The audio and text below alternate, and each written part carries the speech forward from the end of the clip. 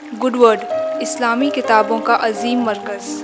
یہاں انڈیا اور انڈیا سے باہر کی چھپی ہوئی کتابیں دستیاب ہیں، مثلاً قرآن مجید کے ترجمے، تفسیر، حدیث، سیرت، اسلامی دعوت، Arabic dictionary, Islamic arts, peace and spirituality, اسلام اور سائنس، عربک سکھانے والی کتابیں، بچوں کے لیے قرآن سٹوریز، بچوں کے لیے Arabic and Islamic studies courses, gifts and games. آج ہی کانٹیکٹ کریں Goodword Books, 1 Nizamuddin West Market, New Delhi 110013۔ Call کریں 41827083۔ ای میل کریں info@goodwordbooks.com۔ Website www.goodwordbooks.com۔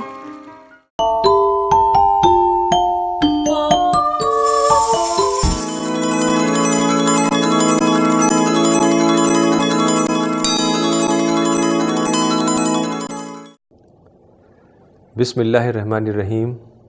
رب اشرح لی صدری ویسر لی امری واحلل عقدۃ من لسانی یفقہوا قولی۔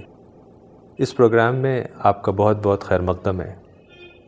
آج ہماری بات چیت کا موضوع ہے جنت کا تصور، یعنی the concept of paradise in Islam. جنت کا تصور یا جنت کا کانسیپٹ ہر انسان کے ذہن میں پیدائشی طور پر انٹرووون ہے، اسی لیے ہر شخص ideal world, perfect world, ideal دنیا کی تلاش میں رہتا ہے، اور چونکہ کانسیپٹ جنت کا اس کے ذہن میں صحیح نہیں رہتا، اس لیے وہ اسی دنیا میں جنت بنانے کی کوشش کرتا ہے۔ قرآن میں آتا ہے کلما رزقوا منہا من ثمرۃ رزقا قالوا ھذا الذی رزقنا من قبل وأوتوا بہ متشابہا، کہ جنت میں جب ان کو کچھ چیزیں دی جائیں گی، کچھ پھل دیے جائیں گے، تو وہ کہیں گے کہ اس جیسی چیز ہم پہلے بھی ہمیں مل چکی ہے، اور ان کو ملتی جلتی چیزیں دی جائیں گی۔ یعنی جنت میں جو چیزیں انسان کو ملیں گی، اسی طرح کی ملتی جلتی چیزیں ہم دنیا میں بھی ہمیں حاصل ہیں۔ تو اس سے یہ پتہ چلتا ہے کہ یہ دنیا جس میں ہم رہتے ہیں وہ جنت کا ایک انٹروڈکٹری ورژن ہے، چونکہ اس بات سے پتہ چلتا ہے کہ وَأُتُوا بِهِ مُتَشَابِهًا، کہ ملتی جلتی چیزیں جنت میں انسان کو ملیں گی۔ تو جنت ایک پرفیکٹ ورلڈ ہے اور دنیا ایک امپرفیکٹ جنت ہے۔ قرآن میں جنت کی قیمت تزکیہ اور صبر بتایا گیا ہے۔ تزکیہ کے معنی ہوتے ہیں پیوریفیکیشن آف سول یا پیوریفیکیشن آف سیلف، یعنی اپنے اندر سے نیگیٹو چیزوں کو نکالنا، جیسے غصہ ہے، حسد ہے، وائلنس، تشدد، انٹالرنس، اس طرح کی جو نیگیٹو چیزیں ہیں، ہیٹ، میلس، اس طرح کی نیگیٹو چیزوں کو اپنے اندر سے نکالنا اور پازیٹیو چیزیں اپنے اندر داخل کرنا، مثلا کمپیشن، لو، فرگیونیس، معافی، پیس، نان وائلنس، اس طرح کی چیزیں اپنے اندر پیدا کرنا۔ اور تزکیہ کوئی ایسا نہیں ہے کہ ایک بار انسان کر لے، بلکہ یہ پوری زندگی کا ایک عمل ہے، یہ ایک لائف لانگ پروسیس ہے۔ یعنی ہر وقت ایسے حالات پیش آتے ہیں کہ کوئی انپلیزنٹ بات ہو جاتی ہے، کوئی ایسی بات ہو جاتی ہے جس پہ ہم بھڑک جائیں، ہم غصہ ہو جائیں، تو اس وقت اگر ہم اپنے اندر نیگیٹو احساسات پیدا نہ ہونے دیں، بلکہ اگر کوئی ایسی چیز پیش آ گئی ہے ہمارے ساتھ کہ ہم اس پہ غصہ ہو جائیں اور ریئیکٹ کریں، اس کے بجائے ہم معاف کر دیں اور ایوائڈ کریں اور چیزوں کو درگزر کریں، تو اسی طریقے سے انسان کا تزکیہ ہوتا رہتا ہے۔ اسی طریقے سے قرآن میں جنت حاصل کرنے کے لیے صبر بتایا گیا ہے۔ صبر یعنی پیشنس۔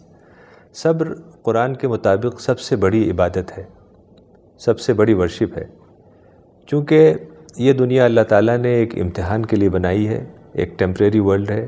انسان کو اس دنیا میں رکھا گیا ہے ایک لمیٹڈ پیریڈ کے لیے، تاکہ وہ یہاں اپنا ٹیسٹ دے، اپنا امتحان دے اور اپنے اندر ایک ایسی پرسنالٹی بنائے کہ وہ جنت کا ڈیزرونگ کینڈیڈیٹ بن سکے.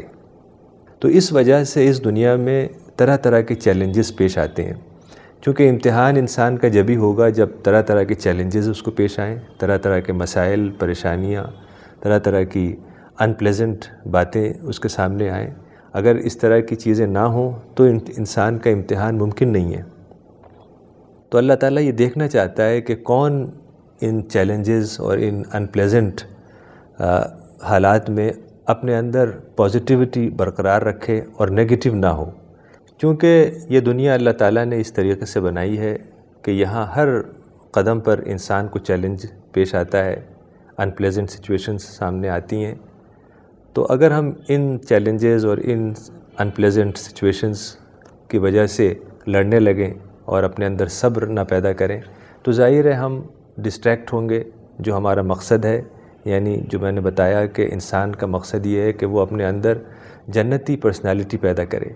تو ظاہر ہے اگر انسان بار بار لڑے گا اور چھوٹی چھوٹی باتوں پہ لڑنے لگے گا تو یہ جو تزکیہ کا عمل ہے وہ نہیں ہو پائے گا. یعنی اپنے اندر پازیٹیو پرسنالٹی وہ نہیں بنا پائے گا اور بار بار ڈسٹریکٹ ہوگا. تو جو ہمارا مقصد ہے، جو ہمارا مشن ہے، وہ یہ ہے کہ ہم اپنے اندر ایک ایسی پرسنالٹی بنائیں جو جنت میں داخلے کے لائق ہو سکے. اسی کو قرآن میں تزکیہ کہا گیا ہے.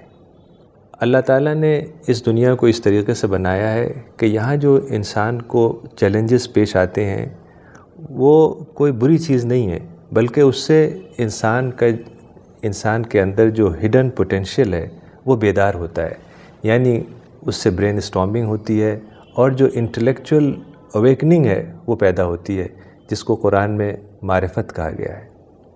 یعنی جو ان پلیزنٹ اور ان وانٹیڈ حالات ہیں، ایکسپیرینسز ہیں، ان کو ہمیں چیلنج کے روپ میں دیکھنا چاہیے اور اس سے نیگیٹو نہیں ہونا چاہیے. قرآن میں اسی بات کو کہا گیا ہے ان مع العسر یسرا، ان مع العسر یسرا. یعنی مشکل کے ساتھ آسانی ہے، مشکل کے ساتھ آسانی ہے. یعنی جہاں بھی کوئی ایسی بات ہوگی جو بظاہر آپ کو پسند نہیں ہے، ان پلیزنٹ ہے، آپ کے لیے وہ ایک چیلنج ہے، ان وانٹیڈ ہے، کوئی ایسی چیز ہے کہ جس سے آپ کو پریشانی ہے، تو اسی وقت وہاں کوئی ایسی چیز بھی ہوگی جو اچھی ہوگی، جو پازیٹیو ہوگی. قرآن میں آتا ہے لا يسمعون فيها لغوا ولا تأثیما الا قیلا سلاما سلاما، کہ جنت وہ جگہ ہے جہاں کوئی گناہ کی بات، کوئی غلط بات، کوئی لغو بات نہیں ہوگی، بلکہ ہر طرف سلام ہی سلام کا بول ہوگا. یعنی ہر طرف پیس ہوگا، کوئی وہاں غلط بات، کوئی بری بات نہیں ہوگی. تو ہمیں اس طریقے سے اپنے مائنڈ کو ٹرین کرنا ہے کہ ہم نیگیٹو سچویشن میں بھی پازیٹیو چیز تلاش کریں، نیگیٹو سچویشن میں بھی پازیٹیو مائنڈ کے ساتھ جینا سیکھیں. یعنی اس طریقے سے اپنے مائنڈ کو ٹرین کریں کہ ہم اپنے اندر وہ پرسنالٹی پیدا کر سکیں جو جنت کے لیے ڈیزرونگ کینڈیڈیٹ بن سکے.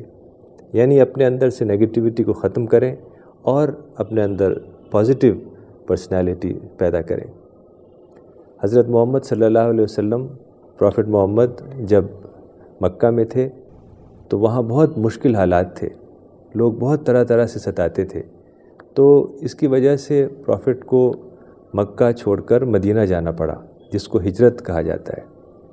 تو ہجرت سے کچھ عرصے پہلے ایک بہت ہی خاص واقعہ پیش آیا جس کو معراج یا اسرا کہا جاتا ہے. حضرت محمد صلی اللہ علیہ وسلم کو ایک تجربہ ہوا جس میں آپ جنت گئے اور وہاں کئی پیغمبروں سے ملے، پروفٹ سے ملے اور وہاں کی چیزیں دیکھیں. تو حضرت محمد صلی اللہ علیہ وسلم نے جنت میں ابراہیم علیہ السلام سے ملاقات کی. حضرت ابراہیم یا ابراہم بہت ہی بڑے پیغمبر تھے. تو حضرت ابراہیم نے حضرت محمد صلی اللہ علیہ وسلم سے کہا کہ اے محمد، تم اپنی امت کو یہ جا کے بتا دو کہ جنت ایک قیان ہے، جنت قیان ہے.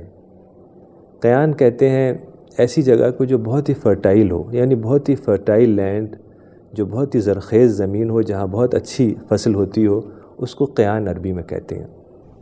اس کا مطلب یہ ہے کہ جنت بہت ہی فرٹائل لینڈ ہے، لیکن انسان جو اس دنیا میں عمل کرتا ہے، جو اچھا عمل کرتا ہے وہ تو ایک پودا وہ جنت میں اگتا ہے اس کا، اور وہ بڑھتا چلا جاتا ہے۔ یعنی ایک سمبولک انداز میں حضرت ابراہیم نے یہ کہا کہ یہ دنیا جو ہے وہ ایک نرسری ہے، کہ یہاں جو پودا انسان لگاتا ہے، جو کام اچھے کرتا ہے، جو نیک عمل کرتا ہے، اس سے آخرت میں جنت میں ایک پودا اگتا ہے۔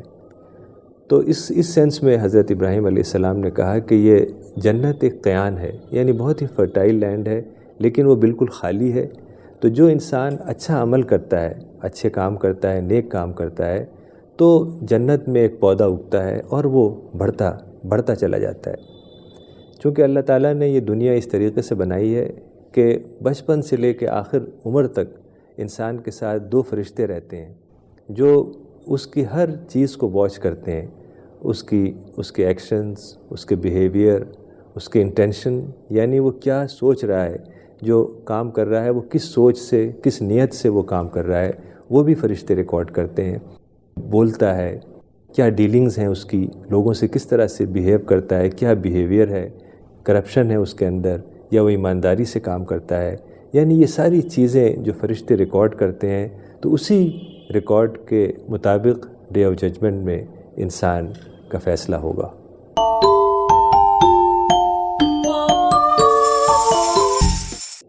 قرآن میں آتا ہے فی مقعد صدق عند ملیک مقتدر، یعنی سچائی کی سیٹ پر مالک حقیقی کے پاس، یعنی جنت ایسی جگہ ہے کہ جہاں انسان جو سچائی پہ چلا، جس نے جھوٹ نہیں بولا، جس نے ڈس آنیسٹی نہیں کی، جس نے سچائی کی تلاش کی اور سچائی حق کو پایا، سچائی کو پہچانا، اس کے لیے خدا کے قریب کچھ ایسی جگہیں ہوں گی جہاں اس کو بیٹھایا جائے گا۔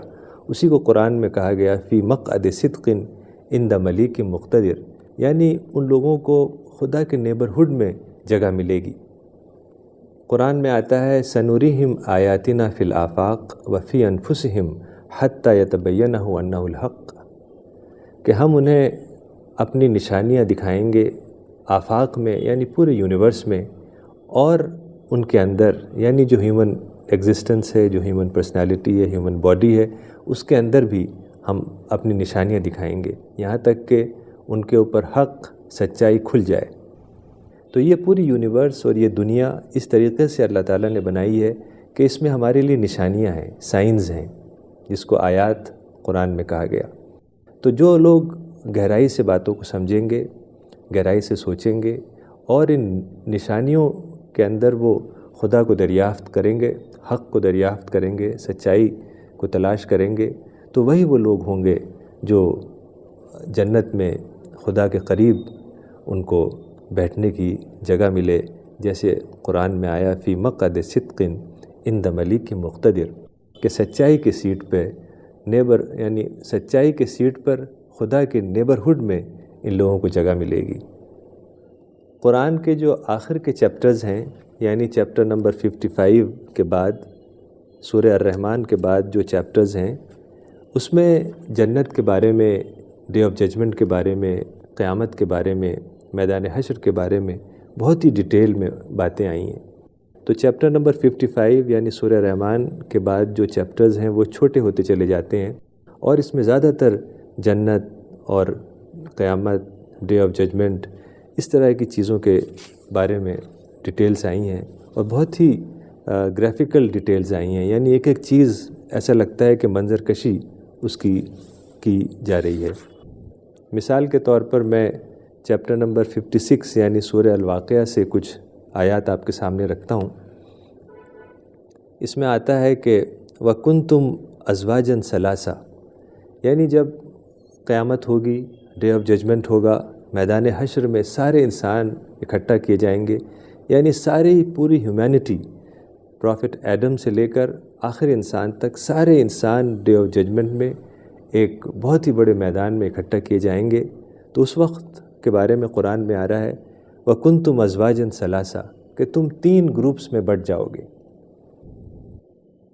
فَأَصْحَابُ الْمَيْمَنَةِ مَا أَصْحَابُ الْمَيْمَنَةِ، ایک گروپ ہوگا جس کو قرآن میں کہا گیا اصحاب المیمنہ یعنی رائٹ ہینڈ سائڈ والے لوگ، اور دوسرا گروپ ہوگا اصحاب المشأمہ یعنی لیفٹ ہینڈ سائڈ والا گروپ، اور ایک اور گروپ ہوگا جو آگے والا ہوگا، اس کے لیے قرآن میں آیا السابقون السابقون، آگے والے۔ تو اس طریقے سے پورے جو ہیومینٹی ہے وہ تین بڑے گروپس میں بٹ جائے گی۔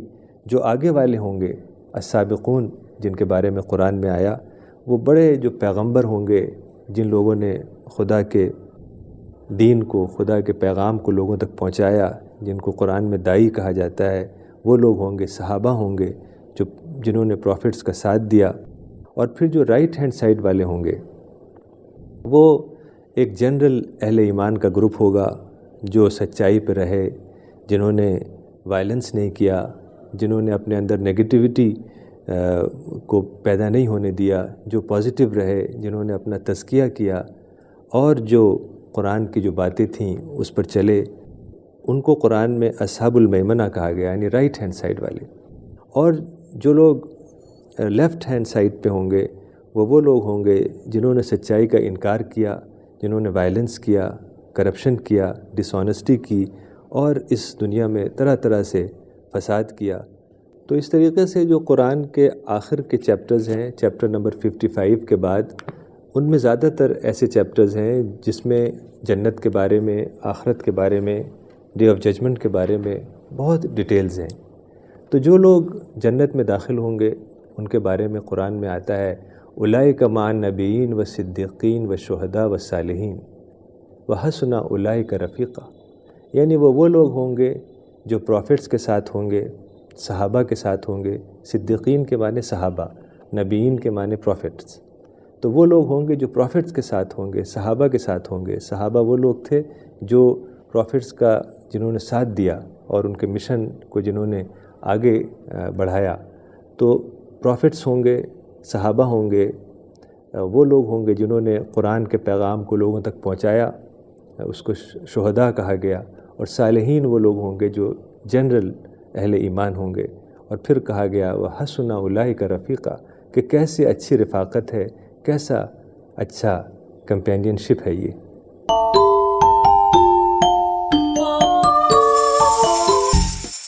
قرآن میں آتا ہے یوم تبیض وجوہ و تسود وجوہ، کہ اس دن قیامت جب آئے گی، میدان حشر جب قائم ہوگا، ڈے آف ججمنٹ جب ہوگا، تو کچھ لوگوں کے چہرے روشن ہوں گے، چمک رہے ہوں گے، اور کچھ لوگوں کے چہرے سیاہ ہوں گے، کالے ہو جائیں گے۔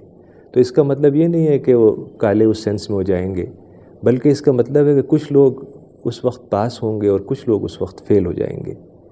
تو دراصل ہر انسان یہ چاہتا ہے کہ اس کو جنت ملے، ہر انسان کا یہ گول ہے کہ وہ جنت میں اس کو داخلہ ملے، لیکن جنت کا تصور لوگوں کے اندر واضح نہیں ہے، کلیئر نہیں ہے۔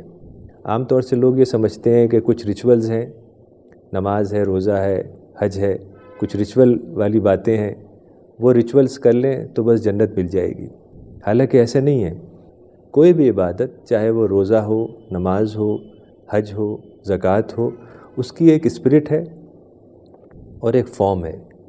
فارم یعنی جو ظاہری شکل ہے، جیسے نماز ہے، اس کی یہ فارم ہے کہ وضو کرتے ہیں، پھر نماز پڑھنا شروع کرتے ہیں، پھر ہاتھ باندھتے ہیں، کچھ قرآن کی آیات پڑھتے ہیں، کچھ اذکار پڑھتے ہیں، اور رکوع کرتے ہیں اور سجدہ کرتے ہیں، اور پھر سلام کرتے ہیں، اور پھر دعا کرتے ہیں۔ تو یہ ایک فارم ہے، صرف اس کو دہرانے سے کام نہیں بنے گا، لیکن جو نماز کی اسپرٹ ہے وہ ضروری ہے۔ تو جنت کا فیصلہ اسپرٹ پر ہوگا، نہ کسی فارم اور ریچول پر ہوگا۔ تو اسپرٹ، جیسے مثال کے طور پر نماز کی اسپرٹ ہے خشوع اور خضوع، یعنی انسان جب گہرائی سے باتوں کو سوچے، گہرائی سے وہ چیزوں کو سمجھے، دیکھے کہ انسان کو کس نے پیدا کیا، اللہ تعالیٰ نے کس طریقے سے ہمارے لیے ساری چیزیں بنائی ہیں، کس طریقے سے یہ دنیا اور یہ لائف سپورٹ سسٹم اور یہ یونیورس ہمارے لیے بنایا، تب ہمارے اندر ایک گہرا شکر پیدا ہوگا اور گہرا احساس پیدا ہوگا۔ ہم یہ سمجھیں گے کہ یہ دنیا کا مقصد کیا ہے، پرپس کیا ہے، لائف کا مقصد کیا ہے۔ تب ہمارے اندر ایک شکر کا جو احساس اور حمد کا اور پریز کا جو احساس ہوگا، اس سے جو ہمارے اندر اسپرٹ پیدا ہوگی وہ اسپرٹ مطلوب ہے نماز میں یا دوسری عبادات میں یا دوسری ورشپ میں۔ کوئی بھی ریچول سے ہم جنت حاصل نہیں کر سکتے جب تک ہمارے اندر وہ اسپرٹ پیدا نہ ہو، روح پیدا نہ ہو ہماری عبادات میں اور دوسرے معاملات میں، تب تک جنت حاصل نہیں کر سکتے ہم۔